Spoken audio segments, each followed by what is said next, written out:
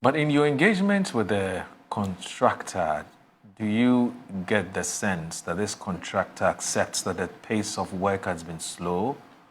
And has the contractor pledged or promised that they would hasten the process, to sort of meet the expectation of not just the ministry, but the committees and then, generally to Ghanaians? Do you get the sense? Yes. Okay. I mean, at least I haven't engaged him directly, but I know my minister has. Okay. I've engaged some of the workers on the ground. I was there when we, together as a ministry, engaged them even on site a couple of times. And they gave us the assurance that they were going to respond to the complaints and concerns that motorists have been, complaining about. But till date, I haven't seen much improvement. Like I said, they have issues of payment. They also have issues of legal issues. I'm told one building there that has to be demolished. The person is demanding some outrageous compensation before it is demolished, and it's become a legal tussle between the contractor and the owner of the building. And that is not one of the main reasons that is slowing the progress of work, but it is part of the reasons that is slowing the progress of work. Okay. And like I said, I think the major reason is the indebtedness to the government, the indebtedness of government to the contractor. To the contractor. But again, I feel that if you look at the number of months that the contractor is owed and the number of certificates that have not been honored, and you compare it to how other contractors who are owed more are very active on their side, you compare it again to the capacity of this contractor involved, then you think it is fair for me to say that if the contractor is minded to increase the pace of work and to improve the state of the road, he will be able to do so. And once again, I'm going to repeat the appeal that we have been making to the contractor to help all of us, because a contract is a contract, and at the end of the day, he's going to get paid. And it should not be after all these needless inconveniences have been caused motorists. So I think the long and short of it is that you acknowledge the challenges, but you still think that this company can do better. I think the company has the capacity to do better, and I hope that they will consider the plight of the people who live in that enclave, because it's really a nightmare. I mean, Muru, you have people who sometimes spend about 2 hours, 3 hours on the traffic, on that road. And apart from the time that they waste, the nature of the road affects the health of their vehicles. I mean, it's so bumpy, it's even so the bad. Health of the person and the health of the person involved. So, and it is not something, Moro, that is beyond the capacity of this contractor. I know what I'm talking about. I think that the contractor can, help ameliorate the situation. And we expect that he does so. Yeah. We do not want to mention the name of this contractor, the construction, for very good reasons, for very ethical reasons, because reputations are at stake. And that's why you notice that we've been avoiding it. Somebody's asked me, MSA said, but who be the contractors? We don't do that here. Unless it gets to a point where we believe that this is very deliberate and that we can call that contractor out. But otherwise, we're more interested in getting the job done and not naming and shaming anybody, because we know this construction firm, and it's a reputable one. They do a good job. So. And that's why the expectations are high. We believe that it can do better, and that's Honourable Minister, Deputy Minister has said. Collins, yes. What are you saying? It's good to see you. See you too. Once again. And how's family? How's the constituents? Constituency is fine. I returned from the constituency yesterday. Okay. Good morning to my very good brother. Good morning, Collins. His area is a very difficult area.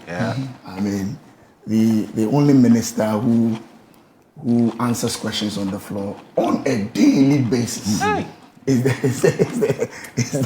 the roads minister. I mean, every constituency speak to every member of parliament. I mean, everybody has an issue with roads. I have my own issue. I filed my question a week ago. I expect to ask the question next week. I'm sure even he, as a deputy minister himself, if given an opportunity, will ask his minister a question on the floor. Because, I mean, it's difficult. This particular road, so sometimes I travel from Kumasi. It takes me 2.5 hours to get to Isawan from Kumasi. From Kumasi. Then it takes me 2 hours. How? To move from the Isawan section just to cross Amasaman. Oh, I mean, this is not acceptable. Yes. It's not acceptable. Yes, and you can ask all the motorists on the road. Now, the main distance from Accra to Kumasi is the Amasaman stretch. Once you cross Amasaman stretch, the journey is done. The journey is done. Because now from Nsawam to Suhum, there's a dual carriage now. And it takes like 15-20 minutes then at Suhum to Abuja. And because they are having this bypass being constructed at Eninem and the other places, it's quite easy. Apart from the traffic get from Congo, once you cross Amasaman, you've done about half of the journey. Yeah. And sometimes, and the frustrating part is that sometimes the cars, there's no movement. It's just parked because you can't navigate your way through the whole thing. And I can just support my brother's appeal to the contractor. And even the dusty nature of the road. Yeah. If it could be even watered. Yeah. On a daily basis, just to reduce the dust element on the road, it will help. I know it's a very, very difficult area. Trust me. Yeah. It's. I mean, the money involved in the construction makes it a little bit difficult for every government. Yeah. I mean, considering all the problems that you have in other sectors. Yeah. I mean, to commit a huge amount of money just for roads normally is a difficult thing. Yeah.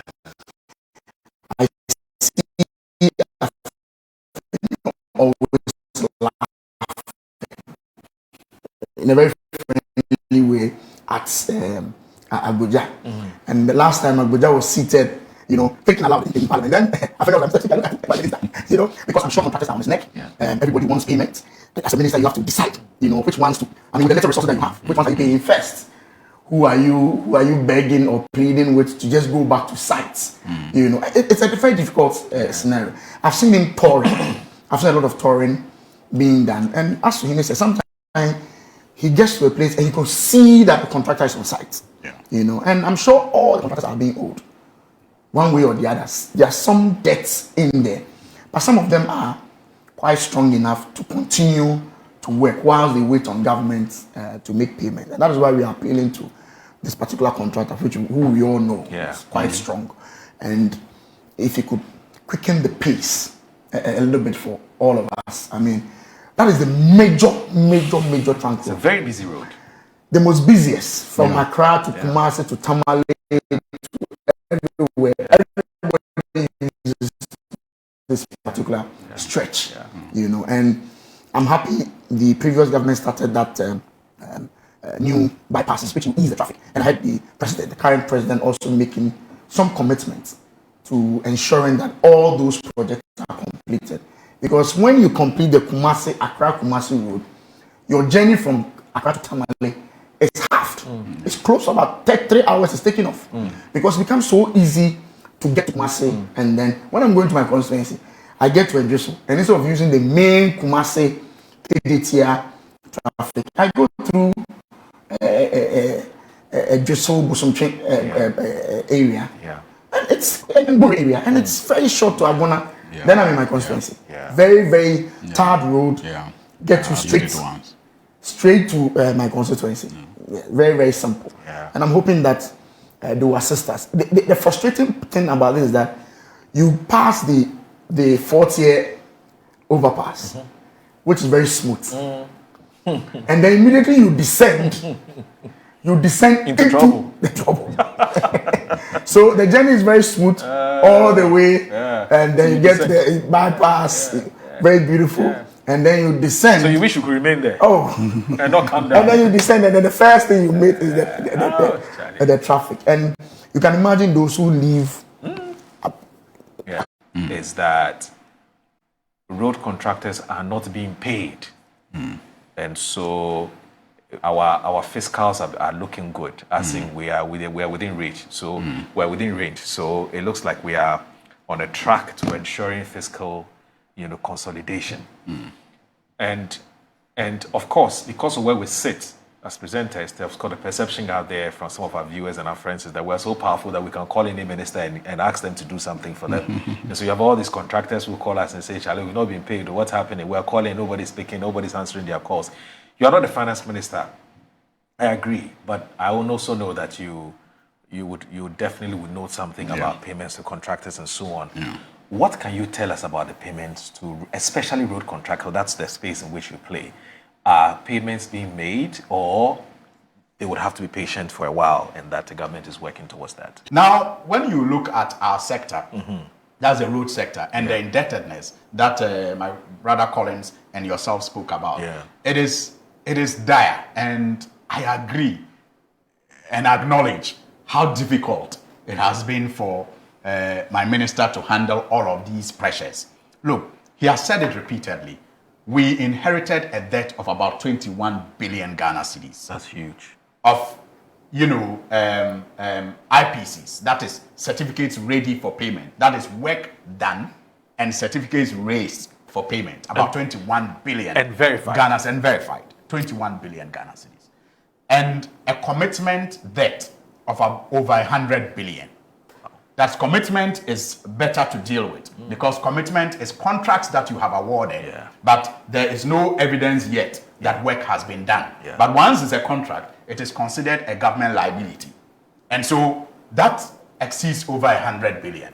Fortunately, with his leadership and with the support of the technical directors, we have done a rationalization of these commitment debts that we came to meet. And we have noticed that some of the contractors did not go to site for over a year in some cases. And that has become reason for termination of these contracts. And so when you terminate those contracts, then you reduce the indebtedness of government. But the other side of it is that these were contracts on roads that are really critical and needed by the people. So you will still have to, some way, somehow, recost them, bring them to current currency, and perhaps award them to new contractors or same contractors if they are still willing and able to execute those projects. So as things stand now, we have been able to reduce the commitment indebtedness to about half of the over 100 billion figure that we came to meet. And these are necessary so that we can let the economy breathe, the road sector breathe, and then we can begin to do new things. If you look at the budget for 2025, the whole ministry was given only about 3 billion Ghana cedis. So if you have a debt of about 21 billion and you are given a budget of about 3 billion, that's a drop in the ocean. Really, that's a drop in the ocean. But guess what? We are happy that the finance minister also uncapped the road fund, which is going to make more funds available, to the ministry to be able to meet these commitments. And that's why my minister has been telling contractors that we may not be making payments now, we may owe you, and we know you are on projects. But when the funds are made available, we will also pay based on the commitment that we see, contractors showing during these difficult times. Because it's a debt. It is accepted as one and will be paid. And we know the capacities of some of these contractors. And so we expect that because they are short of payment, and because we are assured that the uncapping of road fund will bring in more revenue, the decision to bring back the road tolls, which we want to digitalize this time around. In the past, without digitalization, we used to rake in about 2 billion Ghana cedis annually. The expectation is that we can even triple this figure if we are able to digitalize it. So the funds will surely come and we will be able to pay these debts. But in the meantime, we are watching the commitment of every contractor that has a project ongoing. And our relationship and our payment modalities will all consider the commitment of contractors today to the projects that they have ongoing during this difficult period. And I just want to once again appeal to contractors that are on projects today to be very confident that the minister, Honorable Kwame, is leading a team that is very certain about what we are doing. And we will come out of these difficult times very soon. And so they should, based on that, do what they are also expected to do and be assured that they will not be shortchanged when things improve. Except there are some contractors who can't even go back to their banks to borrow again. They owe so much. Which we understand. And the interest has piled up to a certain level where the banks are chasing them, they're giving them sleepless nights. So, but I'm happy that you're saying that everything is being done to make sure that absolutely you take care of them and deal with the debts. Or Collins. Listening to him, if you have 3 billion and you owe 21 billion and you're a minister, I'm telling you, if you're not careful, you will not even go to your office. You'll be hiding all over the place. Because it's clearly you're going to have a challenge. A very, very big challenge, you know, and this is what you have. And even the 3 billion he's talking about, there's no money sitting at the ministry's account for you to disburse. These are money that will be disbursed over time. Yes, so you can imagine what he has to play around with at any point in time.